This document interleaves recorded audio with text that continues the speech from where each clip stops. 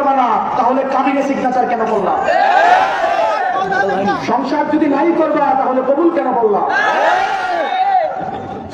কবুল যেহেতু বলেছেন, কাবিনে যেহেতু সিগনেচারও করেছেন, আপনাদেরকে সংসারও করতে হবে। আমাদের প্রবীণ প্রজন্ম যারা অভিজ্ঞতায় নিচু হয়ে, যারা তাদের অভিজ্ঞতা দিয়ে এই ফেসিবাদের কবর রচনা করতে পারেনি, যারা হাসিনাকে উৎখাত করতে পারেনি, যাদের নাকের সামনে যাদেরকে সাক্ষী রেখে তিনটা বিনা ভোটের নির্বাচনের মধ্য দিয়ে আওয়ামী লীগ তাদেরকে শাসন করেছে, যারা কিচ্ছু করতে পারে নাই, তখন নতুন প্রজন্ম রাস্তায় নেমেছে, এই হাসিনাকে ভারতে নির্বাচিত করেছে। আমরা এই তরুণ প্রজন্ম আমরা স্বপ্ন দেখেছি 24-এর পরে আমরা এমন একটা বাংলাদেশ করব যে বাংলাদেশ হবে বৈষম্যহীন। আমরা এমন একটা বাংলাদেশ করব যেই বাংলাদেশে মধুর ক্যান্টিন থেকে বগুড়াতে কোনো বিসিএস ক্যাডার নিয়োগ দেওয়া হবে না। সেই বাংলাদেশে বগুড়া কোটায়, গোপালগঞ্জ কোটায়, সেই বাংলাদেশে কেউ চাকরি পাবে না। সেই বাংলাদেশে বগুড়ার এবং গোপালগঞ্জের এবং প্রত্যেকটা জেলার সমান অধিকার নিশ্চিত হবে।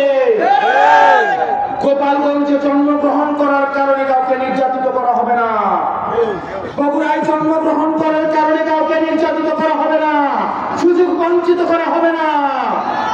কুমিল্লায় জন্মগ্রহণ করার কারণে পদে পদে তাকে বিভিন্ন সময়ে বাধা দেওয়া হয়।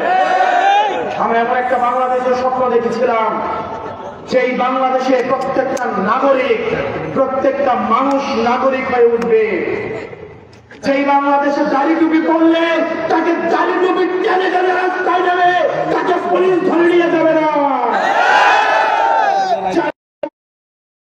মুক্ত করতে, সন্ত্রাস মুক্ত করতে কাঁধে কাঁধ রেখে কাজ করে যাবে। কিন্তু আমরা দেখেছি 5 আগস্টের পরে আমরা পুলিশ সংস্কার কমিশনের প্রস্তাব দিয়েছি, এই পুলিশ সংস্কার কমিশন এখনো আলোর মুখ দেখে নাই। আমরা দেখছি নিকট ভবিষ্যতে এই পুলিশকে আবার জনগণের মুখে মুখে দাঁড় করিয়ে দেওয়ার ষড়যন্ত্র করা হচ্ছে। আমাদের কাছে খবর রয়েছে সচিবালয়ে বসে ডিসি ভাগাভাগি চলছে, এসপি ভাগাভাগি চলছে।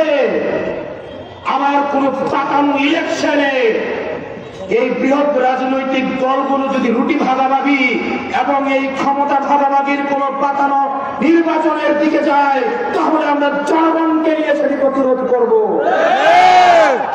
আমরা এমন একটা নির্বাচন চাই যে নির্বাচনে জনগণ যদি এনসিপি কে না চায়, তাহলে এনসিপি বিজয়ী হবে না। আমরা জনগণের রায়কে চূড়ান্ত ধরে নিব। আমরা চাই যে নির্বাচনে জনগণের রায় চূড়ান্ত হবে, আমরা এমন একটা নির্বাচন চাই যে নির্বাচনে ডিসি, এসপি, ইউনো, এসআই তারা হচ্ছে আম্পায়ার, তারা হচ্ছে রেফারি। কিন্তু আমরা বিগত সময় দেখেছি যারা আম্পায়ার এবং রেফারি তারাই খেলোয়াড় হয়ে উঠেছে। আমরা আবার দেখছি এই আম্পায়ার এবং রেফারিদেরকে আবার খেলার মাঠে নামানোর চক্রান্ত করা হচ্ছে।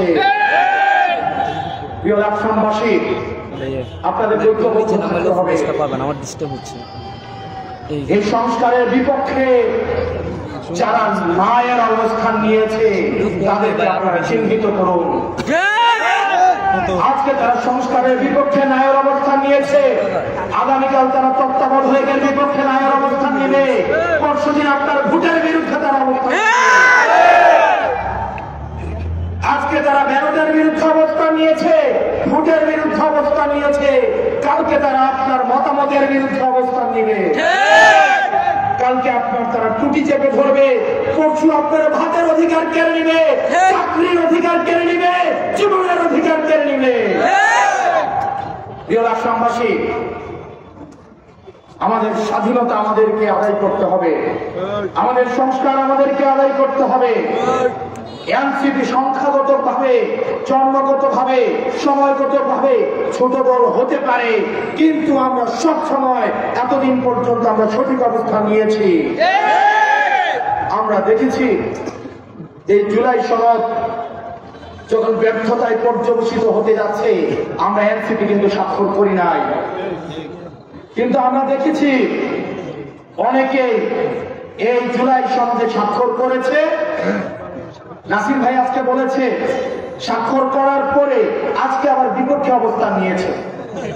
বিয়ে যদি করবা না তাহলে কাবিনে সিগনেচার কেন করলাম?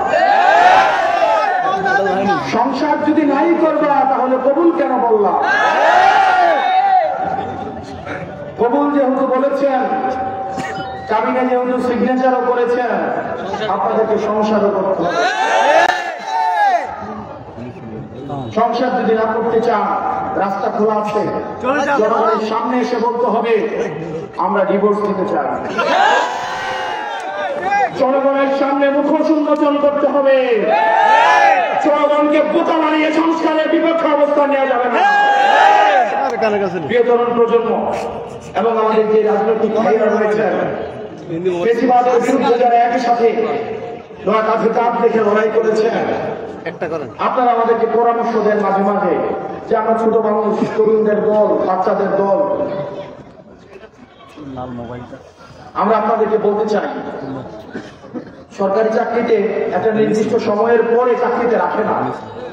এই কারণেই রাখে না, হয়তো তারা সিদ্ধান্ত সঠিকভাবে নিতে পারবে না, হয়তো বয়সের ভারে, অভিজ্ঞতার ভারে কাজ করতে করতে তারা ক্লান্ত হয়ে যায়। আমাদের এই প্রবীণ প্রজন্ম আমাদের এই স্বাধীনতাকে ধারণ যথাযথভাবে করতে পারিনি বলে আমাদেরকে আজকে রাজনৈতিক দল গঠন